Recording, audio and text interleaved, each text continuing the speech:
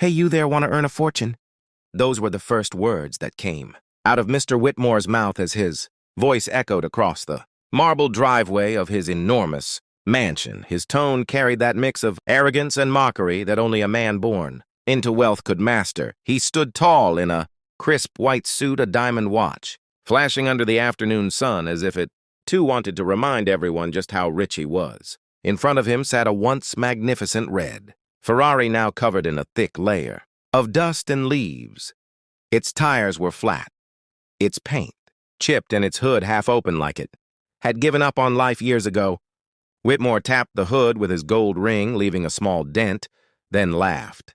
"See this beauty? She hasn't run in years. I bet you couldn't even start her," he said, grinning at the man standing a few feet away. That man was Marcus, a tall, lean black mechanic. In his late 20s, his hands were rough from years of hard work, and his jeans had patches from old stains, but his eyes carried quiet confidence. He didn't respond to the insult. He just studied the Ferrari carefully like an artist, looking at a broken masterpiece. Whitmore smirked as his friends chuckled from behind him. They were all sipping expensive drinks, watching like it was some kind of show. "Tell you what, Marcus," Whitmore said, adjusting his sunglasses. "If you can make this car run again, I'll give it to you. But I doubt you even know where to begin." The laughter grew louder. Marcus didn't flinch. He simply wiped his hands on a cloth, looked at Whitmore, and said, "Deal." For a second, the laughter stopped. They weren't expecting that. Whitmore raised an eyebrow, amused. "You really think you can fix a Ferrari, old boy?" Marcus gave a small shrug. "A car is a car, sir. Metal is metal. It just needs someone who cares enough to make it breathe again." The quiet confidence in his tone made Whitmore uncomfortable. He hated when someone he looked down on spoke with that kind of calm assurance. "All right, then," Whitmore said, forcing a smile. "Let's see what you've got. But when you fail, I'll make sure the whole town knows about it." Marcus didn't even look up. He had already crouched beside the Ferrari, gently lifting the hood.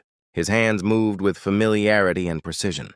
He wasn't just looking at an engine. He was listening to its silence, studying the story behind every rusted bolt. The bystanders whispered some betting against him, others curious how long he'd last. But Marcus didn't care. The challenge wasn't about a car or a bet. It was about something deeper, a test of dignity and skill against arrogance and pride. And somewhere deep inside, he knew he was going to make that engine roar again. As Marcus began inspecting, the car people started drifting away, figuring the show was over, but what they didn't know was that this quiet man had a story that stretched far beyond the small garage he owned on the edge of town. Marcus wasn't just another mechanic who fixed broken engines. For a few dollars, he had once been one of the youngest engineers to ever work on luxury sports cars his hands had touched, machines worth more than most people's houses. Years ago, before life had turned hard, Marcus had a bright future. He had graduated, top of his class in mechanical engineering, and landed a dream job at a prestigious automotive company. He was one of the few black engineers in that environment, and he had to work twice as hard just to be seen. Yet he never complained. He loved engines. He loved the art of turning metal and fuel into motion. When others saw cars, he saw possibilities. But life has a cruel way of testing good men. When his mother fell seriously ill, Marcus left his job and returned home to care for her. She was all he had, and though it broke him to walk away from his career, he did it without regret. He started a small repair shop out of an old warehouse in town, fixing whatever cars came his way. Some weeks he barely made enough to keep the lights on, but his passion never died. That's the man who now stood in Whitmore's driveway, a man who had once designed engines that roared on racetracks across the world, but now fixed family sedans to pay medical bills Whitmore didn't know any of that. To him, Marcus was just another poor mechanic, someone beneath his attention, someone to mock for entertainment. As Marcus ran his hand along the Ferrari's hood, memories came rushing back. He recognized the model. Instantly, he'd worked on a similar one back in his engineering days. The irony made him smile. The same kind of car that once represented his dreams now sat here as a test of his pride. He whispered under his breath, "You and me again, huh, old friend?" The wind carried his words away as he grabbed his toolbox. The air smelled faintly of gasoline and dust. The mansion lights shimmered behind him, but Marcus only saw the car.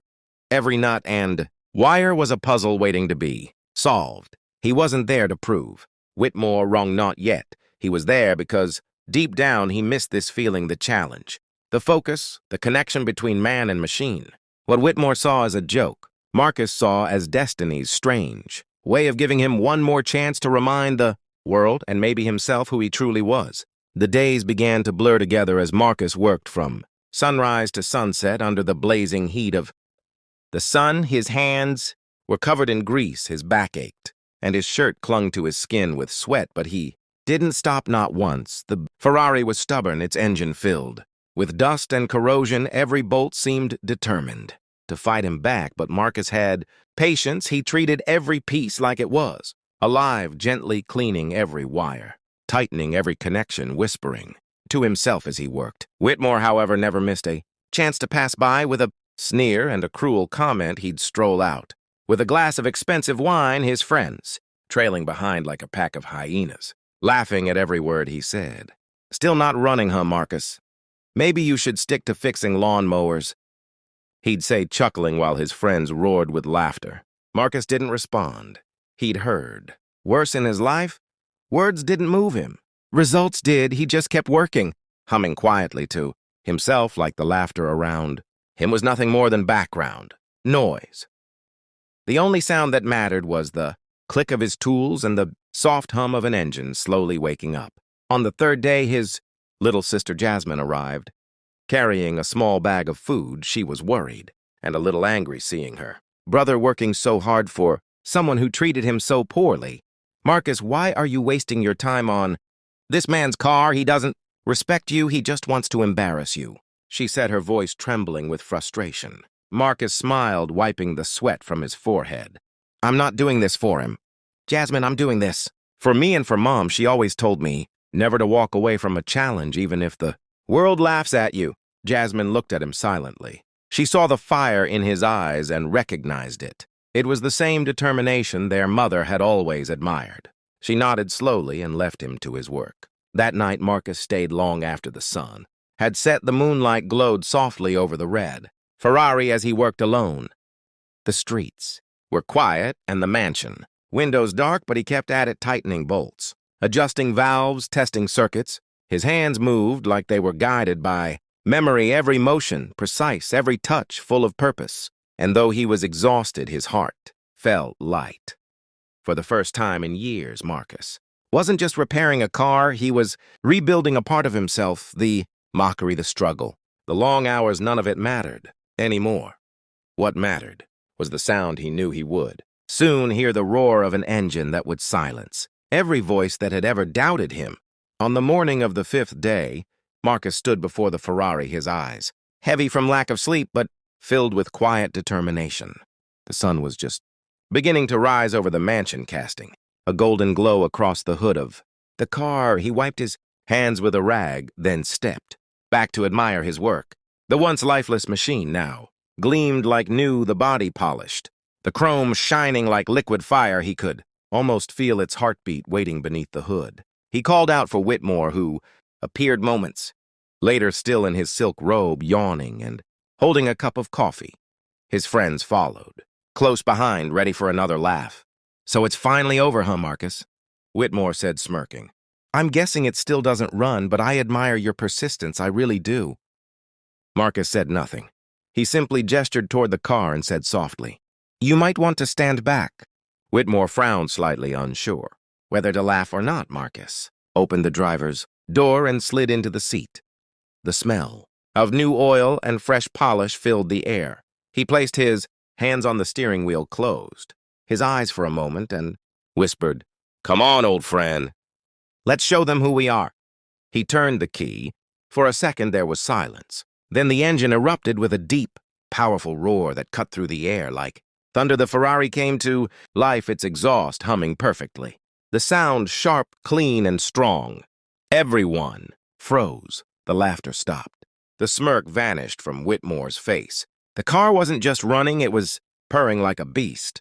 Reborn. Marcus revved at once, the sound echoing across the driveway, sending a thrill through the crowd, a Few of Whitmore's friends started clapping, unable to hide their awe.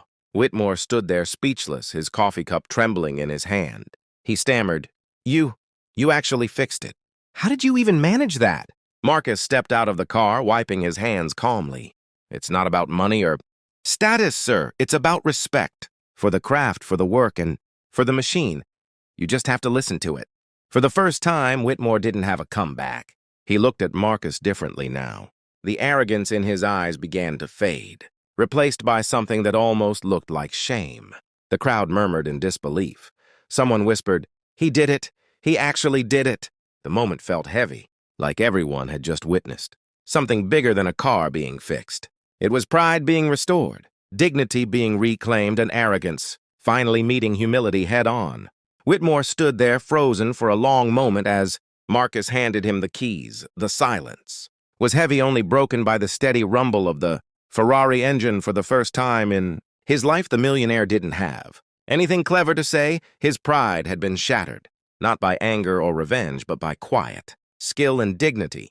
Finally, Whitmore cleared his throat and said in a low voice, You know what, Marcus? A deal's a deal. The car is yours. You earned it. Marcus blinked in disbelief. What? Whitmore nodded, trying to keep his voice steady. I made a promise and I'll keep it. Besides, I think this car belongs with someone who actually understands its soul. The crowd gasped. People began clapping, cheering Marcus's name echoing through the driveway. For once, Whitmore didn't try to stop it. He just stood there watching the man he had tried to humiliate drive away in what used to be his prized possession. The Ferrari's engine growled like a victory song as it disappeared down the road. A few days later, the story spread all over town. Marcus, the mechanic who fixed the millionaire's Ferrari and earned it through sheer skill and patience. Everyone wanted to meet him. Business boomed. People lined up at his garage, not just for repairs, but for advice, inspiration, and a chance to shake the hand of a man who had turned insult into triumph. Months later, Marcus used the money he earned to start a small training program for young people who loved cars but couldn't afford college. He taught them for free, showing them how to rebuild engines and believe in themselves, just as he once had. He even named the place the Red Phoenix Garage as a tribute to the Ferrari that had risen from the ashes. One day, Whitmore showed up quietly. He watched as a group of kids laughed and learned beneath the warm afternoon sun. He approached Marcus and said softly, You turned my mistake into something beautiful. I was blind, and you showed me what real success looks like. Marcus smiled and replied, We all make mistakes, sir, but it's what we do after them that defines us. They shook hands, the sound of engines humming around them. The moment was peaceful, genuine, and full of respect. Two men from completely different worlds united by one powerful lesson. Never judge someone by how they look or where they come from, because true worth isn't measured by money, but by heart, hard work, and humility. Sometimes the people you underestimate the most are the ones who teach you the biggest lessons. Respect everyone, because greatness can come from anywhere. Like, share, subscribe for more inspiring stories.